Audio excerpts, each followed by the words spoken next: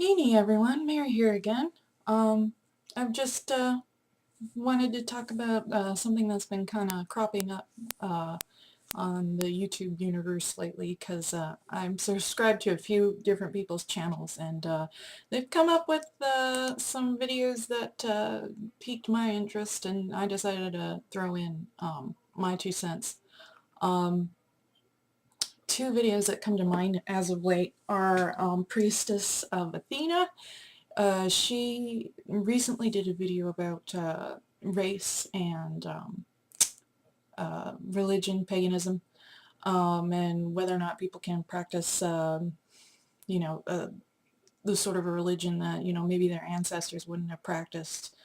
Or, some people believe that, certain groups practiced a certain religion and only they can practice a certain religion.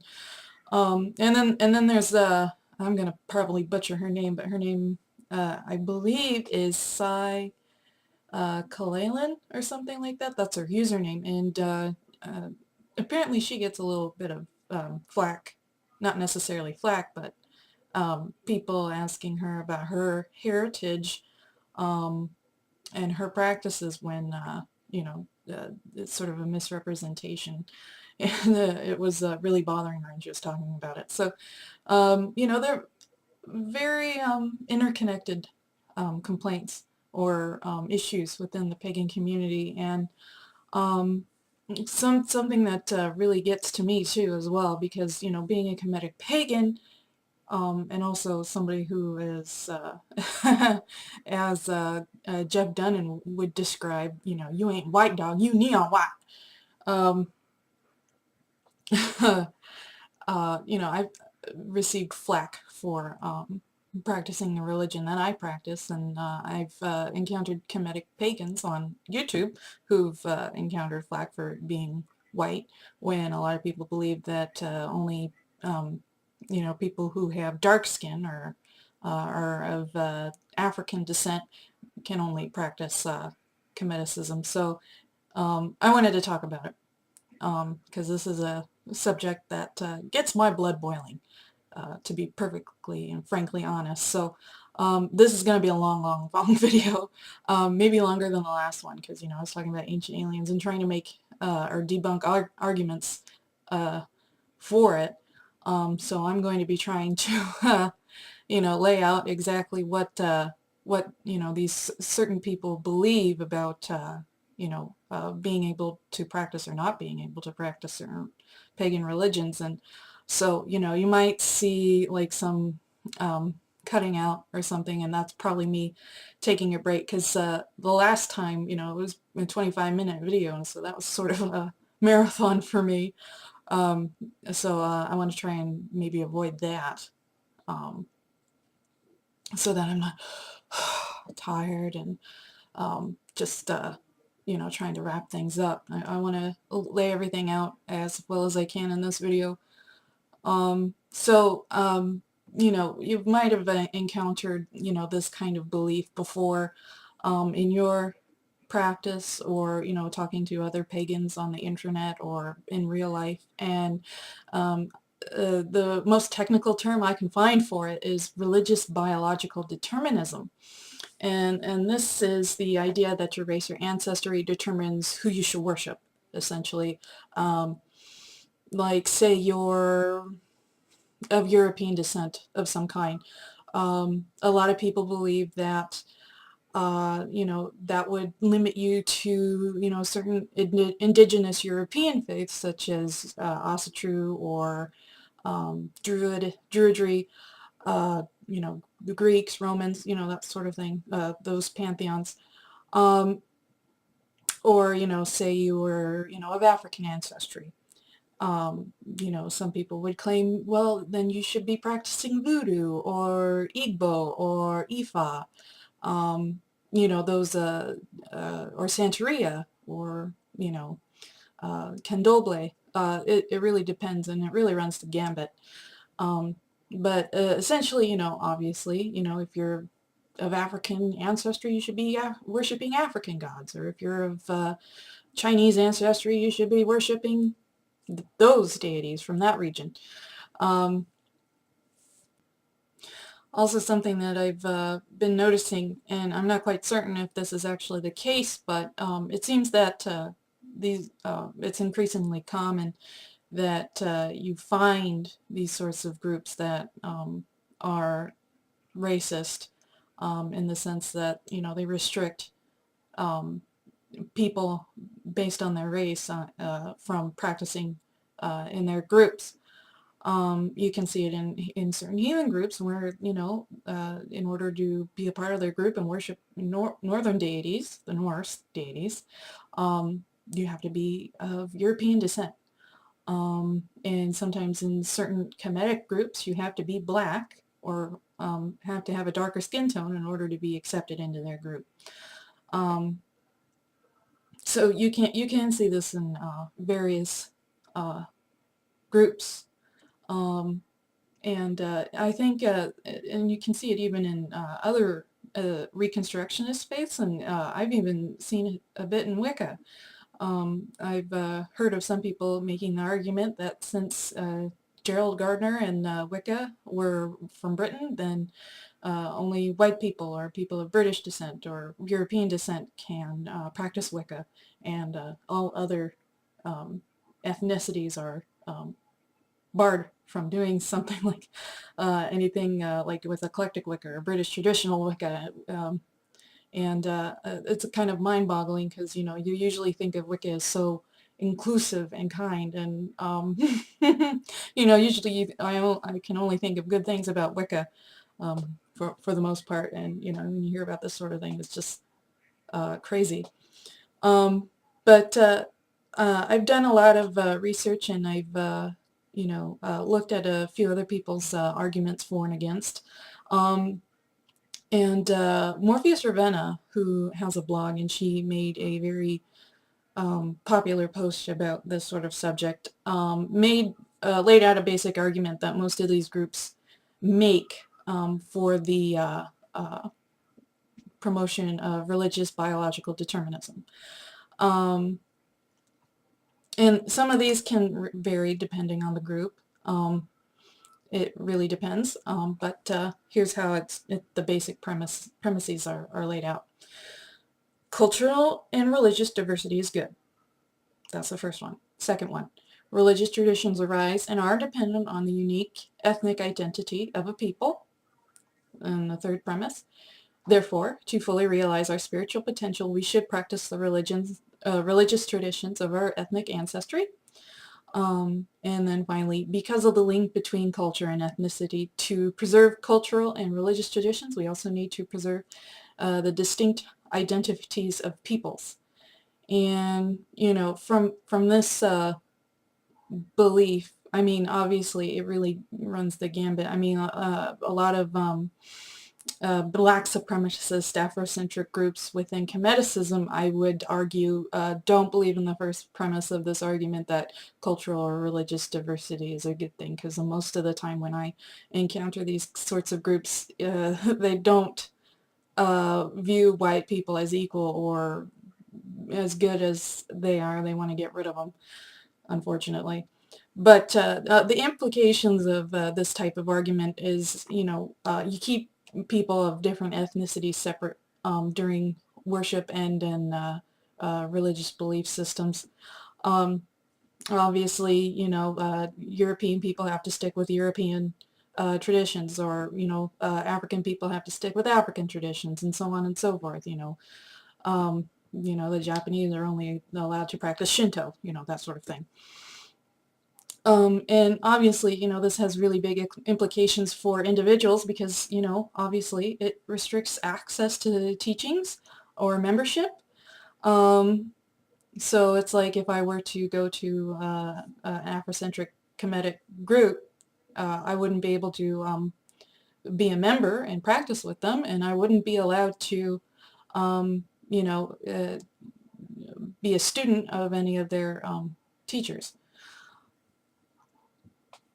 And likewise for, maybe somebody of African American descent, if they tried to join a Norse group, they wouldn't be allowed to be a member, and they wouldn't be allowed to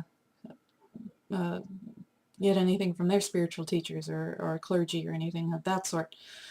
Um, and obviously, if you've gone into YouTube comments and seen some, some of these really ugly things, you can see people being called apes, and it doesn't matter which race you are, Um, I've seen white people call black people apes. I've seen vice versa, and it gets really ugly sometimes. Or there was this on Priestess of Athena's video, her recent video, there was this one guy who claims to be a Roman Reconstructionist and uh, claims that only Europeans may practice Roman Reconstruction religion, and he called, allowing other people in multicultural fun time, which is absolutely ridiculous because he's falsely equating race with culture. I mean, just because, you're of non-European descent doesn't mean you're going to insert your culture into your religion. Um, depending on the circumstances, like in my personal example, I like to keep my Egyptian rites Egyptian. I don't put like Celtic stuff or anything in it. Um, or, I mean, it's really hard to say. And I'll explain why later on. But you get a lot of harassment on the internet, and I guess it all depends too. I mean, you might encounter this sort of thing in real life.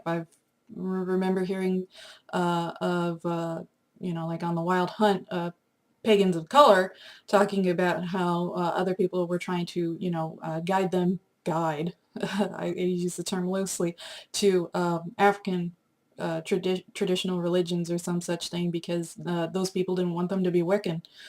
Um, but I'll put Cy Kalalin's vid in because she has a lot of problems with people assuming that because she's part Caribbean. She says her dad's white. But that since she has a darker skin tone, they automatically assume that she's African and then start asking her about, African religion, which, she's fairly eclectic and I love her videos, but it really gets her goat.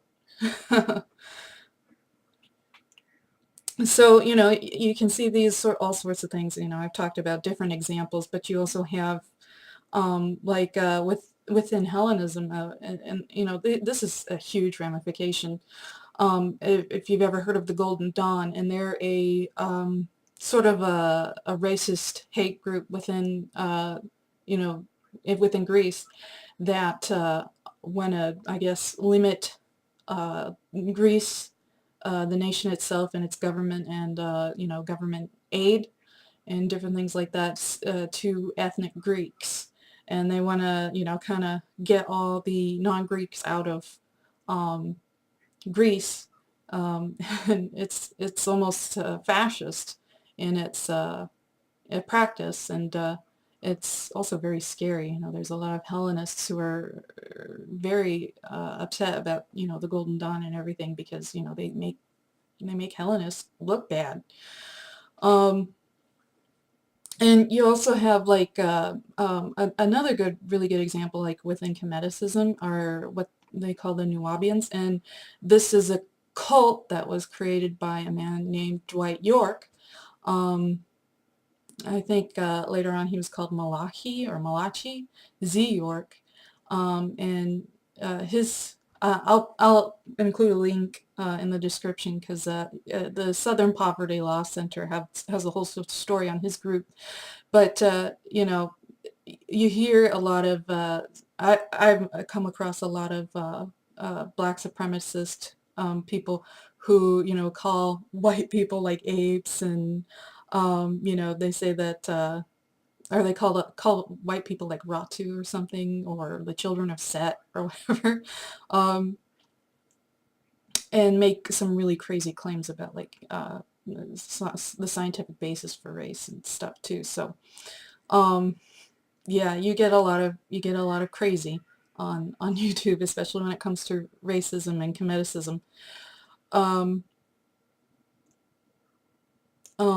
but obviously, most of these groups are saying, well, Egypt is black, So only blacks can practice Kemeticism, or, uh, Hellenism is only for Greeks, or something like that.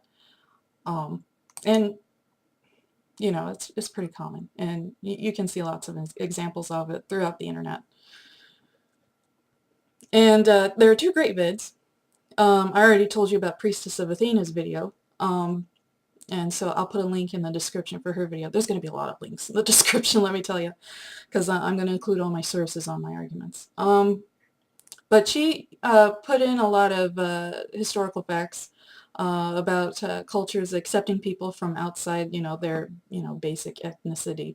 Like in Egypt, it didn't really matter if you were of what skin tone you were. I mean, if you spoke Egyptian, if you lived in Egypt, if you practiced Egyptian religion, if you, gave absolute loyalty to the king, the pharaoh, you're pretty much Egyptian. And I've heard of different sources. There was this one story about they were trying to figure out who the Egyptians were, and they decided that all the Egyptians, all the people who drank from the Nile were Egyptian.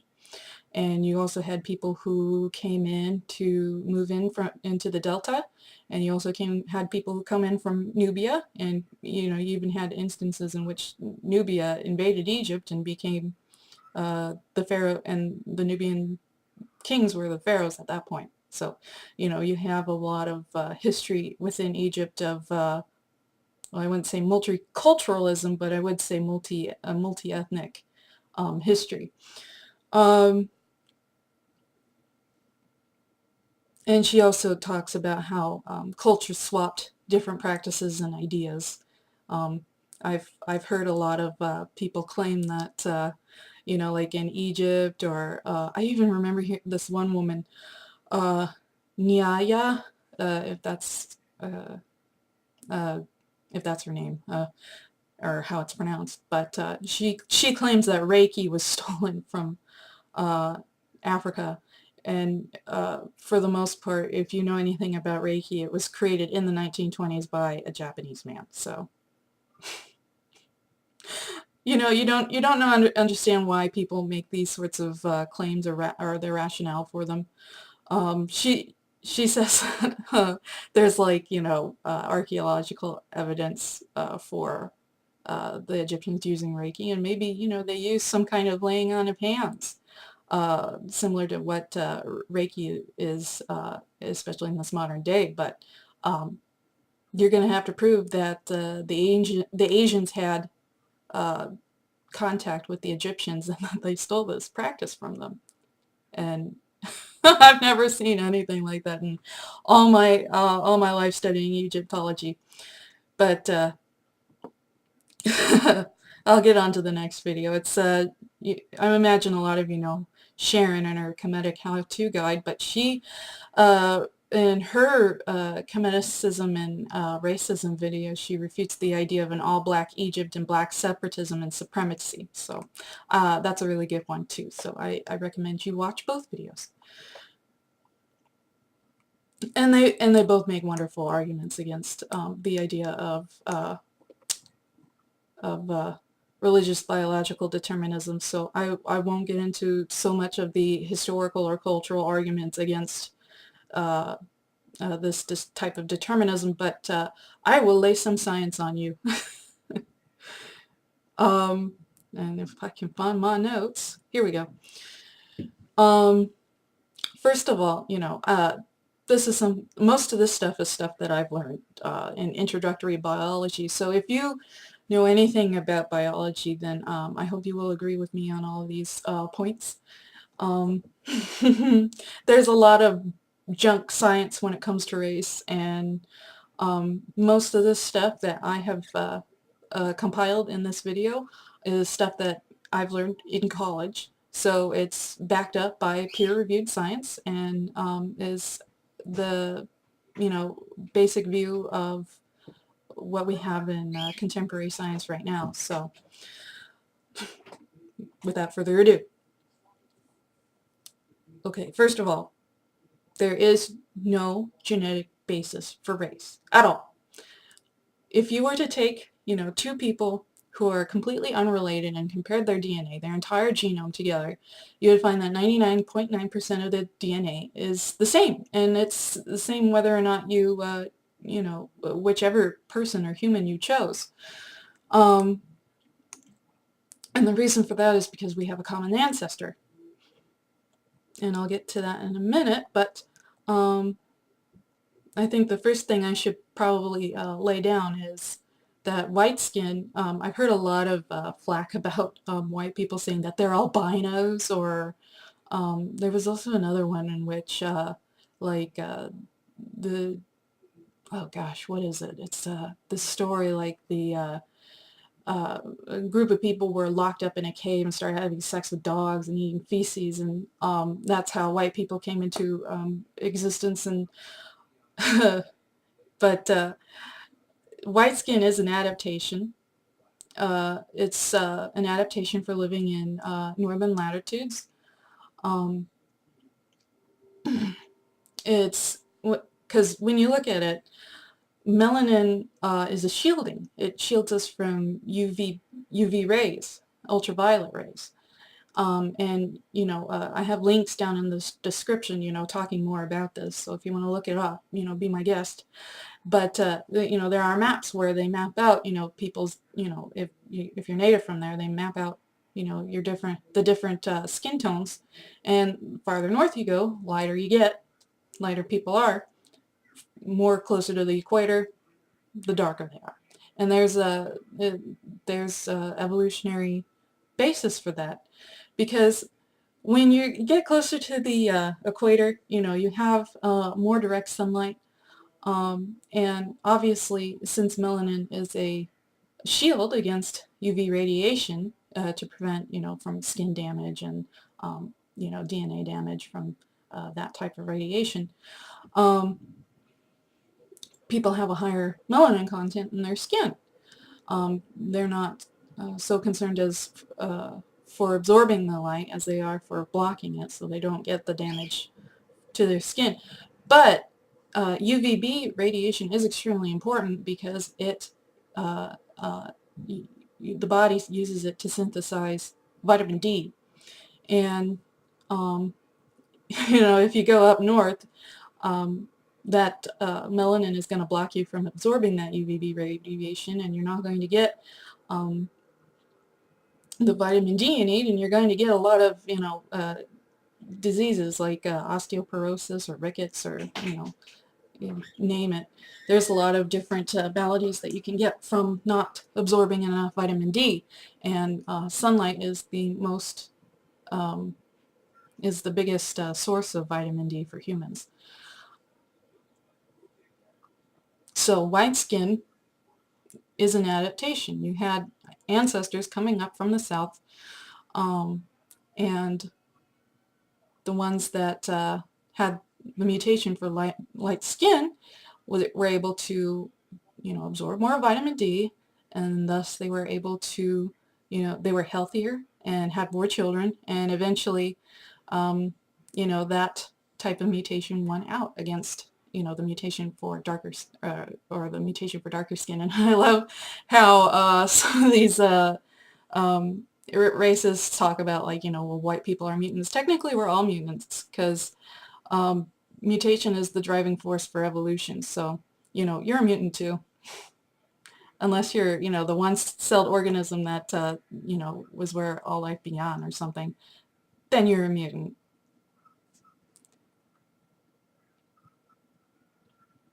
And also too, you know, going back to the white skin as adaptation, they've been able to use this with zebrafish too. They've been able to prove this, and I'll read this to you. I found this on a website, and I also learned this in introductory biology.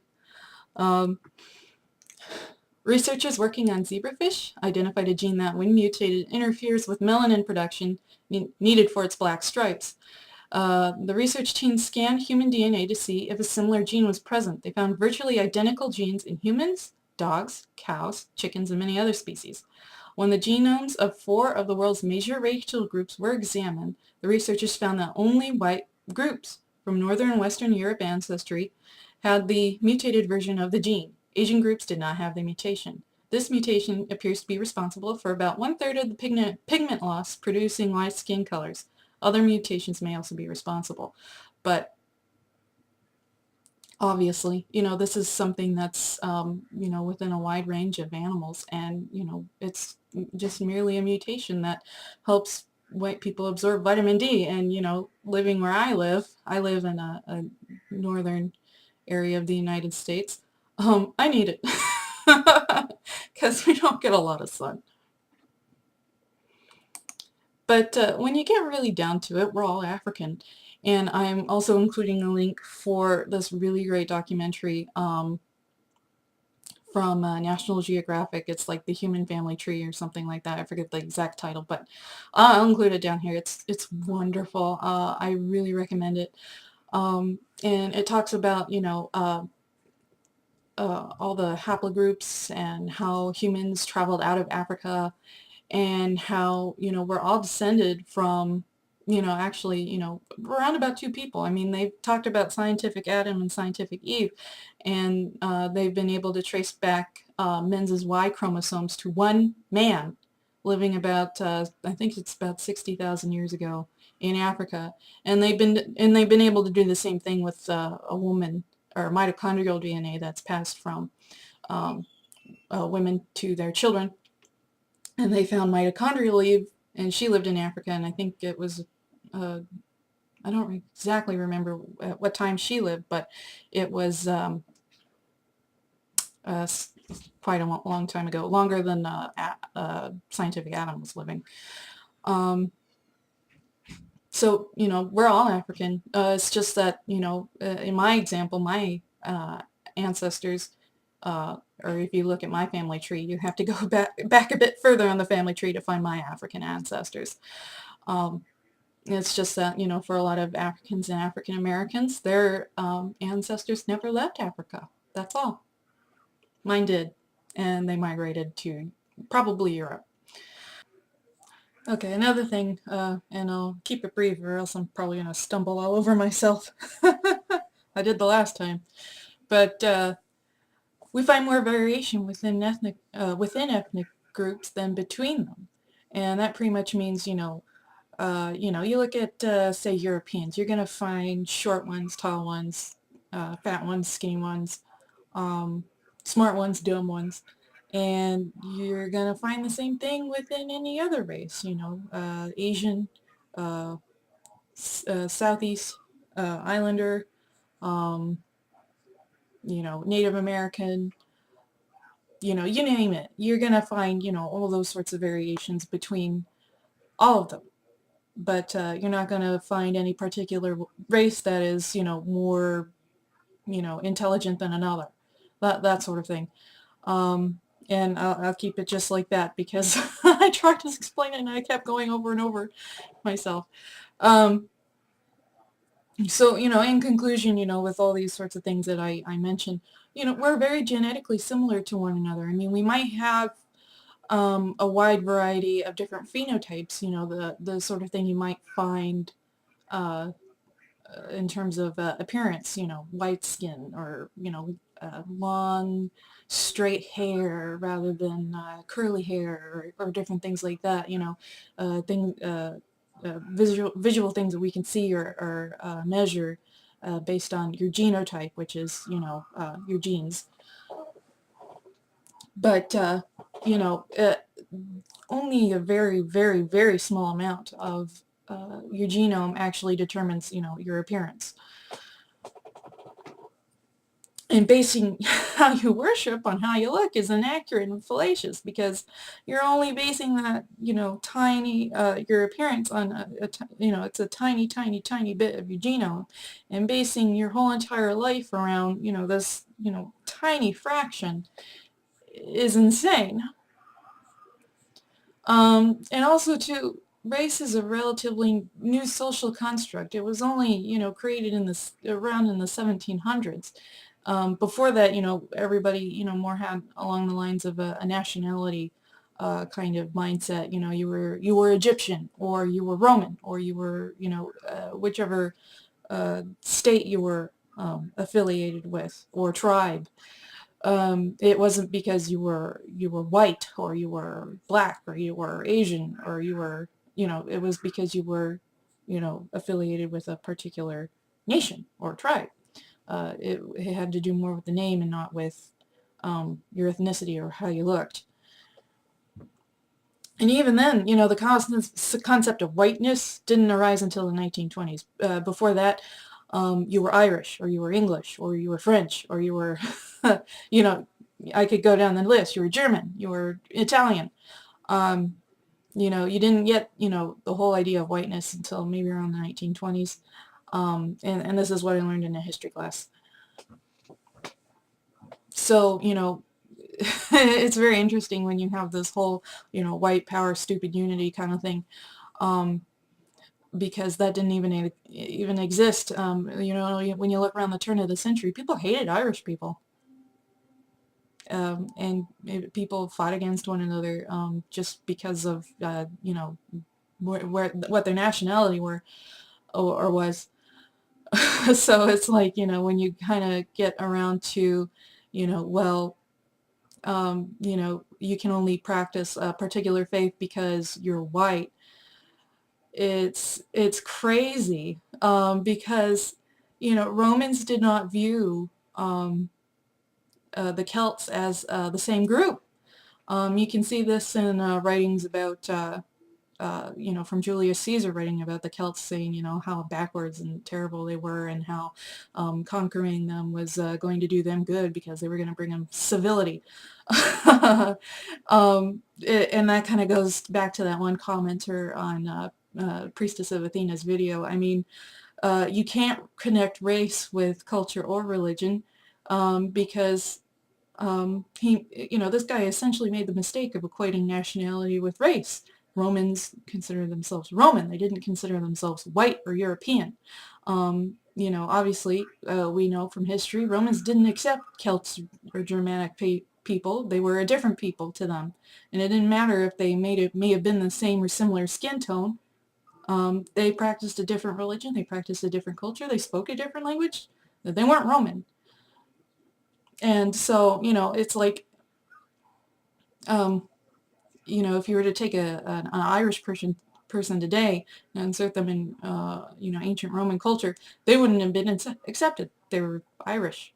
Somebody who spoke Gaelic, or practiced Druidry, not Roman. So you can't say that people of Celtic descent nowadays should be, quote unquote, Roman, or be able to practice Roman religion because they're white. It wasn't a concept back then. And, if you're going to practice what you preach, you shouldn't allow those people in your group. And I guess I should probably get into my personal example, because I was going to insert myself into that example that I just stated previously. I have absolutely no certainty on my genetic background, because my background is kind of sparse.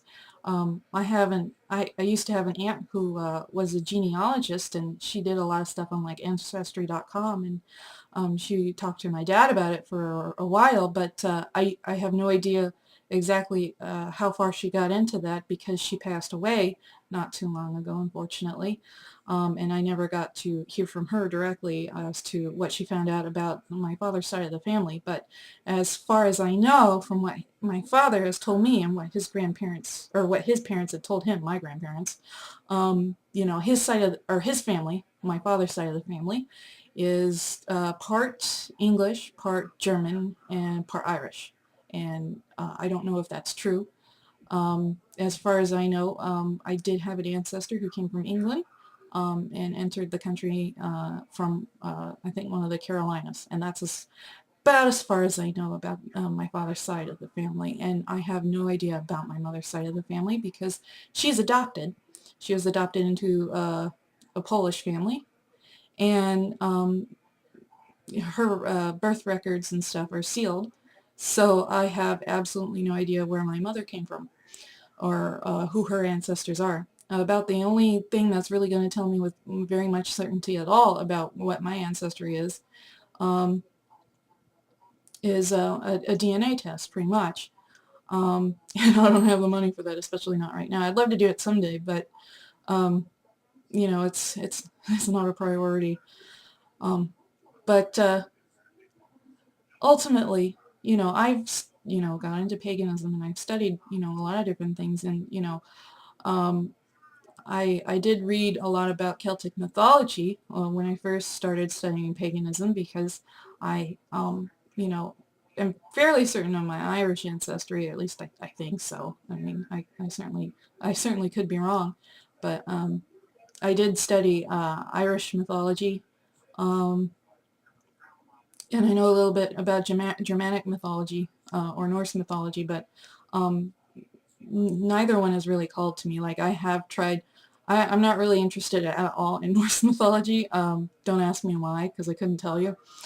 Um, I guess I just, nothing really calls to me there. But I've tried to speak to and pray to and worship uh, Celtic deities for a time, and I never got anything out of it. It was just kind of like speaking to the wall for the most part, except in Bridget's example.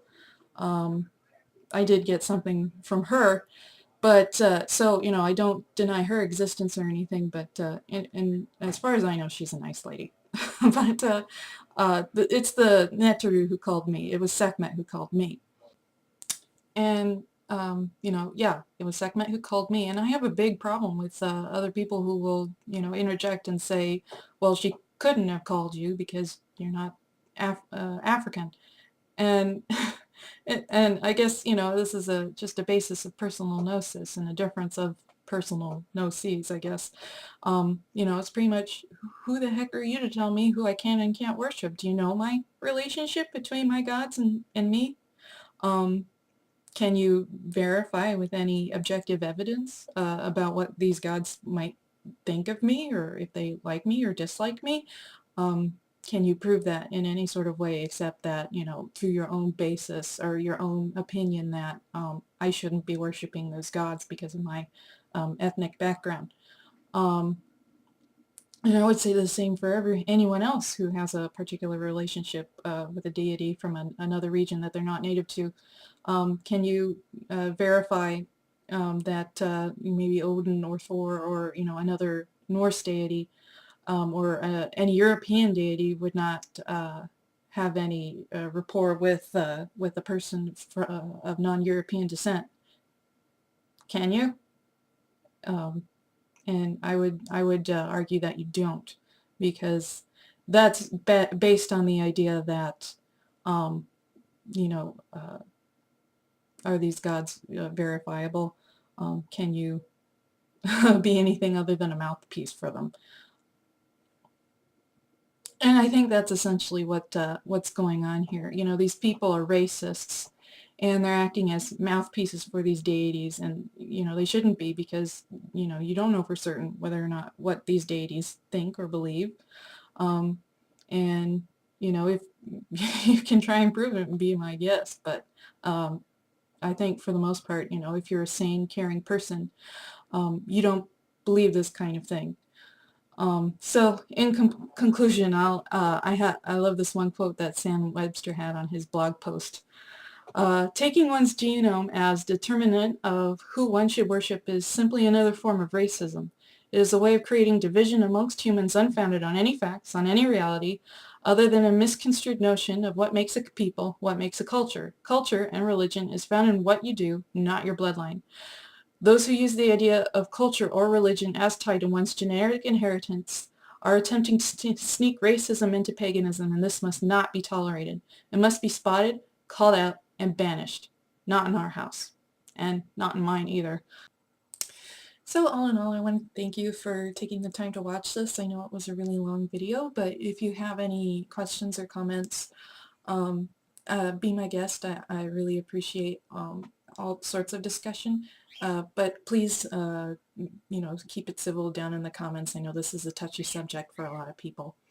And I like to debate these sorts of things too, but if somebody's going to start, talking smack on the comments, that's a quick way to get the ban hammer. I'm not going to tolerate that kind of behavior. So just fair warning. So have at it, and I hope you learned something in this video. Thank you. Synepti.